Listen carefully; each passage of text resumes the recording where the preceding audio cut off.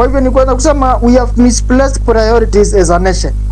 If we can invest 50 police officers to go and terrorize Malala, why don't we deploy these police officers to the ground so that we have a lot of peace?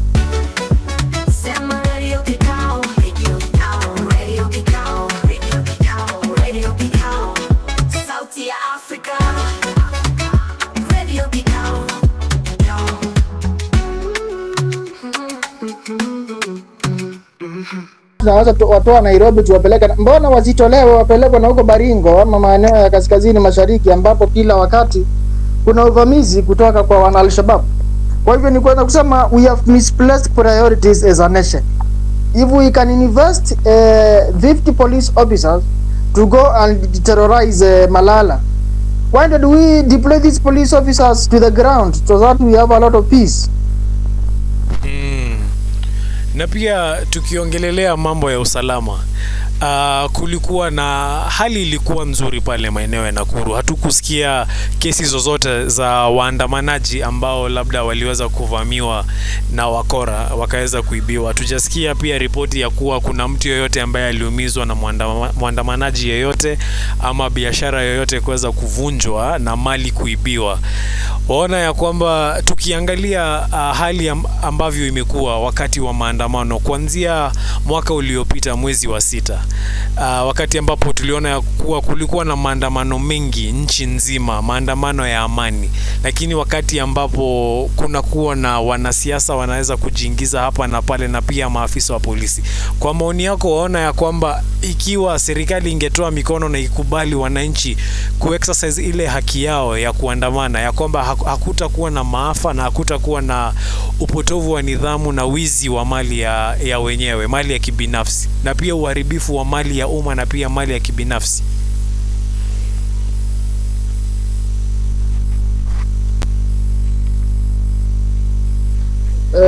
Sijakupata vizuri. Pole. Wacha nitarudia. Nilikuwa ninasema ya kwamba tumeweza kuona ya kwamba kulikuwa na pia maandamano pale maeneo ya Nakuru, na tukaweza kuona ya kwamba hakukuwa na wizi wowote, hakukuwa na uporaji wa mali ya kibinafsi ama mali ya umma, na pia hakukuwa na kesi ya kwamba tuliweza kusikia ya kwamba kuna mtu yoyote ambaye aliweza kuvamiwa ama kuibiwa ama kuumizwa na wakora. Swali langu ni je, unaona ya kwamba wakati ambapo serikali inatoa mikono na inakubali wananchi kufanya kuandamana, kuweza kuexercise ile haki yao ya uandamanaji, ya kwamba tunaona ya kwamba hakuna uharibifu wa chochote, hakuna upotezi wa hakuna kupoteza uhai wa binadamu, na pia hakuna kupoteza mali ya umma? Ningetaka kusema kwamba tulishuhudia maandamano na hakukuwa na maafa yote. Na nitasema kwamba hata tukikumbuka maandamano ya mwaka jana, ya maandamano ya Gen Z, polisi ndio walikuwa wanaprovoke wananchi ama waandamanaji. Wakenya ni watu wapenda amani na ni watu wazalendo. Lakini sasa polisi wakati wanaanza kutupa zile vitoza machozi, ndio unaona sasa kunakuwa na vurugu, watu wanaumia, wengine wanapigwa risasi bure. Kwa hivyo ala maandamano tulishuhudia jana na Nakuru ni ya watu ambao walitaka kuonyesha umoja wao na ile shule ya Butere na pamoja na shule zingine ambazo zinaendelea. Tusisahau michezo ndio imeanza, itaendelea mpaka tarehe 18. Kwa hivyo bado tutaweza pia kushuhudia pia tamthilia zingine ama mashairi mengine ambayo pia yanaweza ibua hisia, sio utunzi wa Malala peke yake. Naam. Na pia tukizidi hapo katika mazungumzo ya maandamano, tuliona ya kwamba usiku wa kuamkia siku ya ambayo wanafunzi wa chuo cha Butere walikuwa wanafaa kuenda kufanya huo mchezo wao, tuliona ya kwamba walikataa. Walisema ya kwamba wakati ambapo Bwana Malala alizuiwa kwenda kuongea nao, kwa sababu yeye ndiye alikuwa director wa mchezo ule, wakati ambapo Bwana Malala alizuiwa kwenda kukutana na hawa wanafunzi na walimu wao, wanafunzi hawa walikataa kwenda kuperform pale. Na wakati ambapo waliweza kusimama mbele ya umma, waliimba wimbo wa taifa. Na baada ya kuimba wimbo wa taifa, inasemekana ya kwamba kulikuwa na dakika moja, what we call a 1 minute of silence. Wanafunzi wakaweza kunyamaza kwanza, na pale ndani kukanyamaza, Na mwishowe tukaweza kusikia kwamba kuna mwanafunzi mmoja ambaye alisimama mbele ya umati wa watu na akaweza kusema ya kwamba kwa sababu ya kushikwa kwa Bwana Malala hawataweza kuendelea na mchezo ule. Na pia tukasikia ya kwamba shule zingine pia wakaweza kusema ya kwamba ikiwa wenzetu watazuiwa kuweza kufanya mchezo wao, pia sisi hatutafanya mchezo wetu. Ukiweza kuangalia mfumo huu wakati ambapo siasa zimechacha, na kwa miaka nyingi tumeweza kuona ya kwamba wakati ambapo siasa zinachacha, chuo cha upili ni ngumu sana kusikia wanafunzi wa chuo cha upili wanajihusisha ama wanazungumzia mambo ya siasa. Waona ya kwamba serikali ya William Ruto imeharibu kila kitu, mpaka tunaweza kuona ya kwamba watoto wa shule sasa wanajihusisha na mambo ya siasa za ndani. Asante. Ningependa kutofautiana na wewe kidogo. Tuelewe kuwa fasihi ni nini? Fasihi ni kioo cha jamii. Naam. Kuna vile vitabu vinaitwa set books. Unafahamu? Naam, nazifahamu sana. Sasa unazifahamu. Kwa mfano mimi nilisoma kitabu cha Kifo Kisimani. Kitabu cha Kifo Kisimani kinazungumzia jamaa alikuwa anaitwa Mtemi Bokono, ambaye alikuwa ni kiongozi, alikuwa anaongoza kwa mbinu ya kiimla. Naam. Kwa hivyo hii ni michezo ya kuigiza. Hii sio michezo ya mashairi. So this is just a fictional story. Na kama ubunifu utaweza pia kufanya status inakuwa na wasiwasi, basi inamaanisha kuna shida. Na tuelewe ya kwanza, Bwana Malala ni mzoefu sana katika utunzi wa michezo ya kuigiza, na ule alisema ni mchezo wake wa 82. Naam. Bwana Malala pia ameandika mchezo pia ulileta tashwishi sana mwaka wa 2013, ulikuwa unaitwa Shackles of Doom, na ile shule tu ya Butere. Kwa hivyo hakuna siasa pale. Wanasiasa sasa ndio wameanza kuingiza siasa katika ule utunzi wa Malala. Naam. Ule mchezo nimeusoma, nimeupitia, sijaona siasa zozote pale, lakini fasihi hii ni fasihi ambayo inatumika kuonyesha kile ambacho kinaendelea kwa jamii. Naam. Nakuelewa. Ningependa sana kutofautiana sana na wanasiasa. Nimeona Oscar Sudi akizungumza sana, akiteta, na ambaye pia tunajua masomo yake imekuwa na tashwishi, labda hajasoma vitabu kama vile akaelewa. Asante. Naam. Hayo ni maoni ya Bwana Alex. Sasa Alex, ningependa kukuuliza, tuangalie sasa mambo ya Cleophas Malala, tumwangalie kisiasa. Bwana Malala aliweza kufanya kazi kama senator wa kaunti ya Kakamega kama sijakosea. Na wakati ambapo alimaliza muhula wake wa pili kama senator, alitamani sana kuweza kugombea kiti cha ugavana, lakini akaweza kupoteza kwa Bwana Fernandez Baraza ambaye ndiye gavana wa sasa.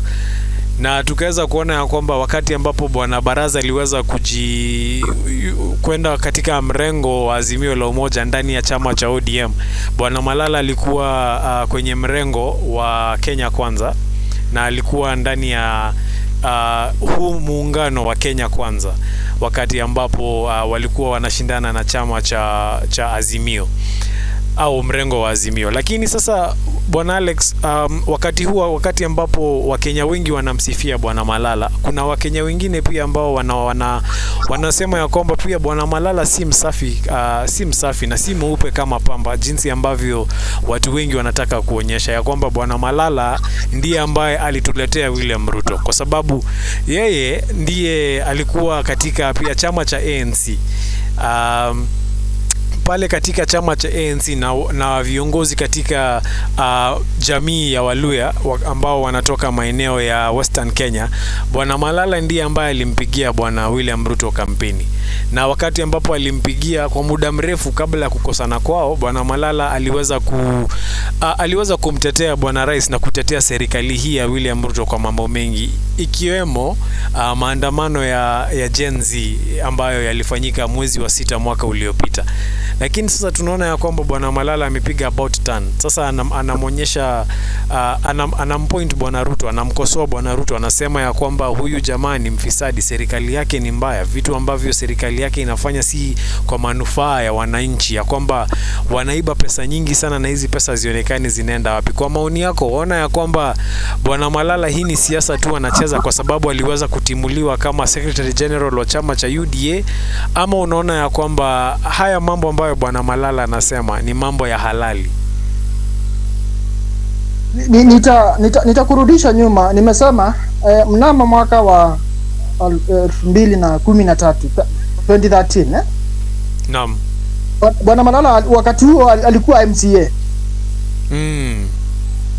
So tuelewe, Malala amekuwa MCA miaka 5, ndio miaka 5 iliyofuata akawa kama senator. Kwa hivyo kama wakati ule pia alikuwa anaandika michezo kama ile, na alikuwa MCA ambapo hakuwa anaegemea wakati wote wa siasa. Kwa hivyo hili swala tusisahau, hii ilikuwa ni michezo ya shule.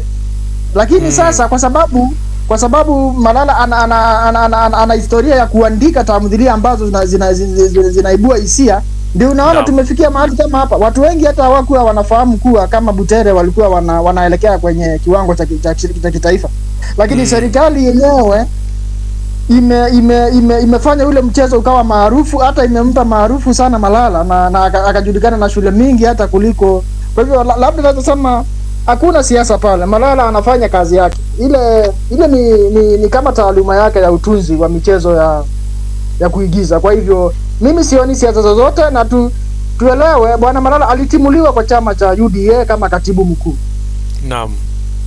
Baada ya kutimuliwa sasa yuko huru, na kila mtu yote yako huru kutoa maoni yake, lakini kuleta siasa kwenye masuala ya shule na ama kwenye masuala ya taaluma yake ni makosa. Na ningependa pia nirejelee ama niulize Wakenya. Nimeona waziri wa elimu pia anasema ati mtu ambaye si mwalimu haruhusiwi kufunza watoto. Sasa hii tukiangalia kwenye baraza la mawaziri, kila mtu anafanya kazi kulingana na taaluma yake, ama unatuzwa tu kwa mfano kwa minajili ya kisiasa. Naam.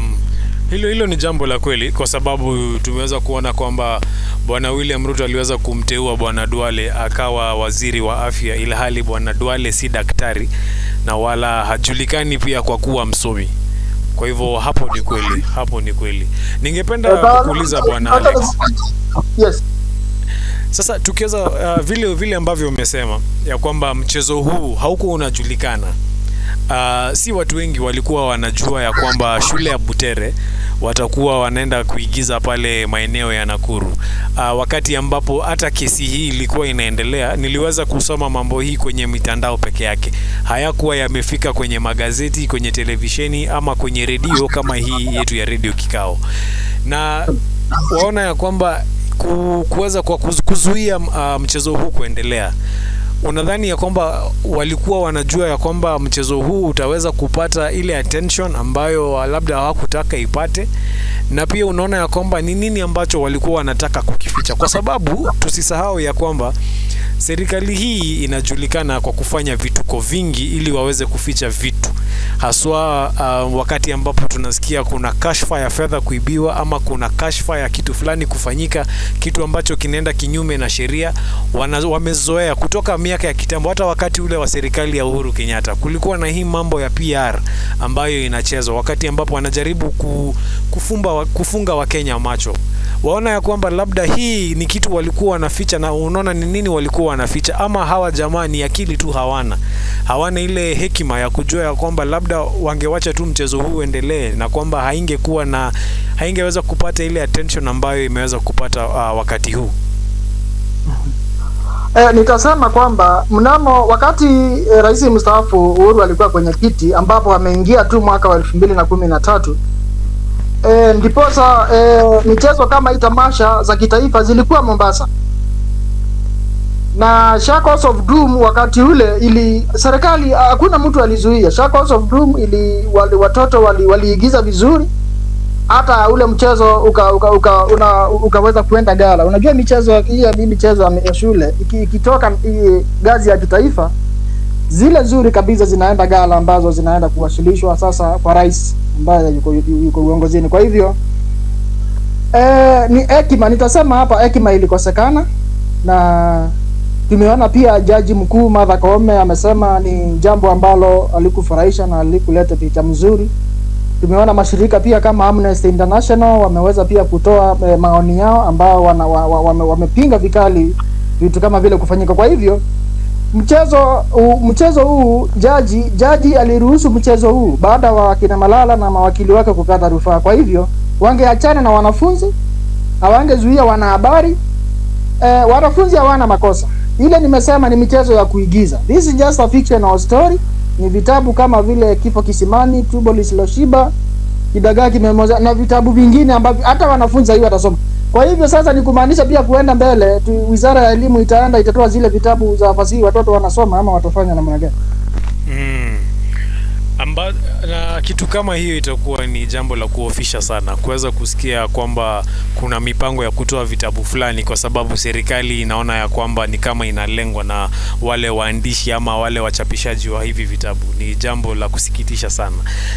Bwana Alex, ningependa tuangalie historia ya shule ya Butere, na tunaangalia historia ya shule hii kwa minajili ya jambo fulani, na ni jambo ambalo limewakera Wakenya wengi. Ukienda pale katika tovuti yetu ya Kikao News, kuna habari ambayo tulichapisha siku ya jana, na habari hii ilikuwa ya kusikitisha sana. Si jambo la siri kujua ya kwamba ambaye ni mke wa Bwana Rais, ambaye ni Bi Rachel Ruto, alikuwa mwanafunzi katika chuo kile cha Butere Girls, na amekuwa na historia na shule ile, na historia ile kulingana na wale watu ambao tovuti yetu iliongea nao, si historia nzuri vile. Walimu kadhaa na wazazi ambao tuliongea nao waliweza kutueleza ya kwamba kuna kundi la wanawake ambalo linajiita Joyful Women. Ni kundi la wanawake ambao wanazunguka kwenye mashule kuweza kuzungumza na watoto, haswa kina dada. Lakini pia inasemekana ya kwamba hawa Joyful Women kuna mambo mengine ambayo wanaendeleza apart from hii mambo ya kuzungumza na wanawake, na wanasema ya kwamba kundi hili la Joyful Women wakati ambapo wanasaidia shule kuweza kupata usaidizi wa kifedha. Kwa mfano shule ya Butere Girls inasemekana ya kwamba waliweza kupatiwa shilingi 25,000 kutoka kwa mwanadada wa nchi ya UAE. Na wakati ambapo pesa hizi zilitumwa kwenye shule ile, inasemekana ya kwamba kikundi hiki cha Joyful Women walitaka kupatiwa marupurupu kidogo kutoka kwa ile pesa, na ilikuwa takriban milioni 7. Kutoka kwa ile milioni 25 walikuwa wanaitisha milioni 7, na pesa hizi zinasemekana ya kwamba zilikuwa zinafaa kutumwa kwa account ambayo hata haikujulikana ni ya nani. Na wakati ambapo aliyekuwa mwalimu mkuu wakati ule anaitwa Bidora Okalo, wakati ambapo alikataa, inasemekana ya kwamba Bidora aliweza kupigwa transfer na kupelekwa shule nyingine, na baada ya miaka kadhaa akaweza kuugua ugonjwa wa saratani na akaweza kuaga dunia kwa bahati mbaya. Bwana Alex, ningependa kukuuliza, kwa sababu tunajua historia ya William Ruto, si siri ya kwamba William Ruto amekuwa na kesi kadhaa kwenye koti za Kenya, kesi za ufisadi. Kuna kesi wakati ambapo alikuwa minister wa agriculture. Kuna kesi pia ambazo amekuwa nazo wakati ambapo alikuwa naibu wa rais, kesi za mashamba, wizi wa mashamba za kibinafsi na mashamba za umma. Kuna kesi ambayo inasemekana ya kwamba alikuwa amechukua shamba la mzee ambaye alikuwa anaitwa Adrian Muteshu baada ya ghasia za 2007-2008. Ukiweza kusikia habari kama hizi na kujua wakati ambapo pia unakumbuka ama unajua historia ya William Ruto, jambo kama hili walionaje? Waona ya kwamba kunaweza kuwa ya kweli kuna mkono wa Bwana Rais mwenyewe ama mkono wa mke wake pale ndani kuweza kuzuia mchezo huu kufanyika?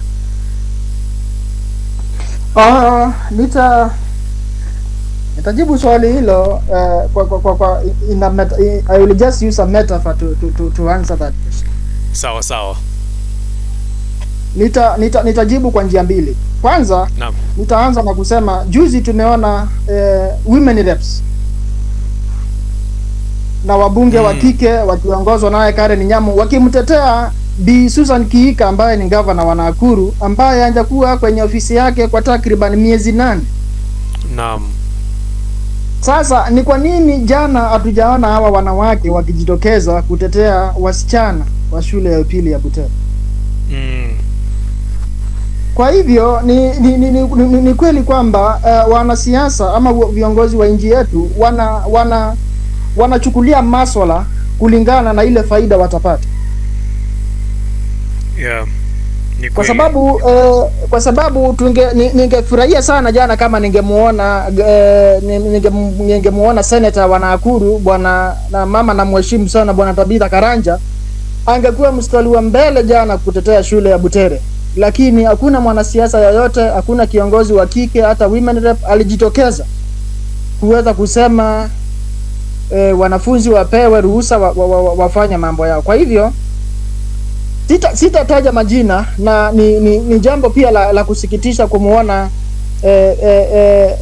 mama wa taifa ni mwanafunzi wa zamani wa ile shule, lakini pia hajaweza kutoa sauti yake, lakini inaweza kuwa ni labda sababu zake za kibinafsi, lakini nitasema kwamba lile jambo alikuleta picture mzuri.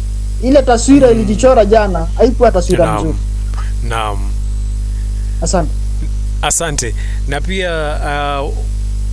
pia hii kimya hiki cha viongozi wanawake ni kimya cha kusikitisha sana, kwa sababu tuliona ya kwamba vile ambavyo umesema walijitokeza wakati ambapo Wakenya walikuwa wanateta sana kuhusu mama Susan Kihika inasemekana ya kwamba yuko nje ya nchi kwenda kujifungua, ila hali wale wapiga kura ambao walimpigia kura wanazalia pale pia kwenye hospitali za serikali ya county, na pia tunajua ya kwamba hospitali zile si nzuri vile.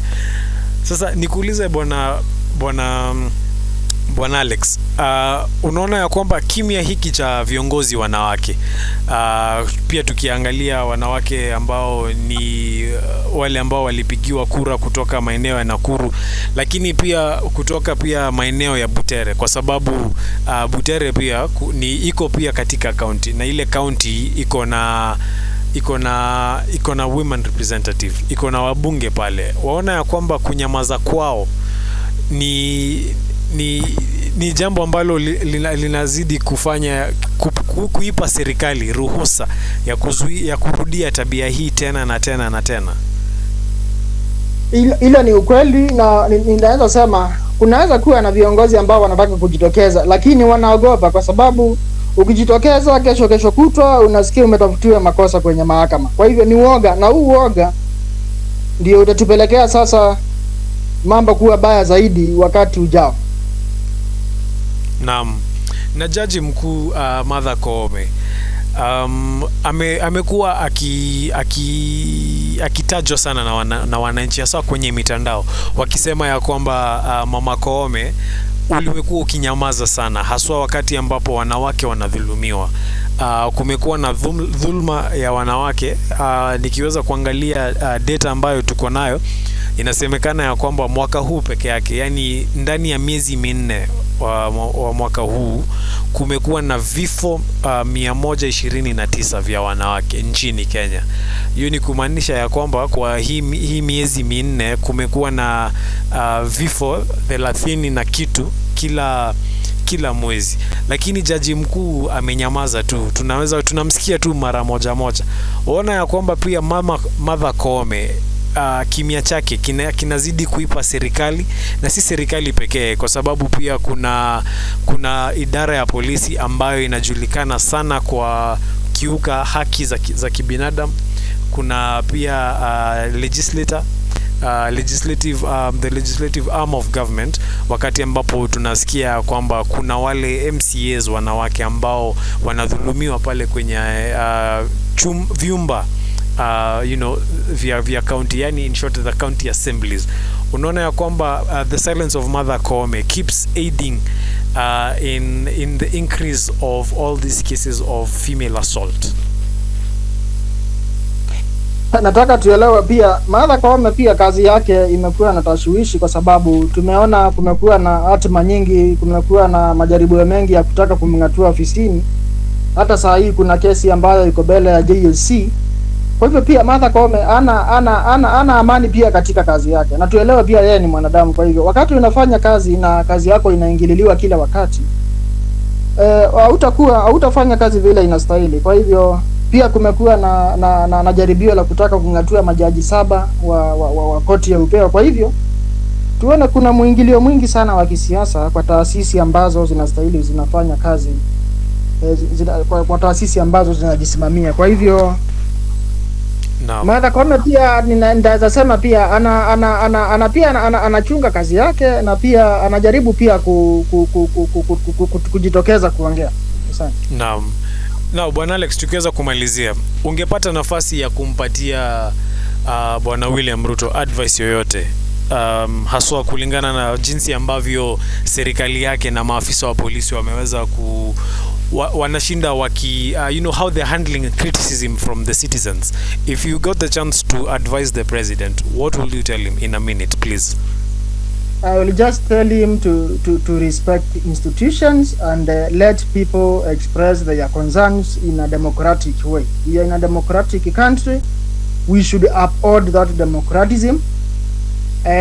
Nimeona pia Nurdin Haji pia anajaribu kusema pia Wakenya wanaitumia vibaya mitandao ya jamii. Tuelewe huu ni msimu wa mitandao ya jamii na watu watazidi kutoa hisia zao, maoni yao. Kwa hivyo isiwe tukiongea kwa runinga leo tunasema tunasherehekea uhuru wa vyombo vya habari, lakini kesho ama kesho kutwa tunataka kuleta miswada ambayo itazima ule uhuru wa habari.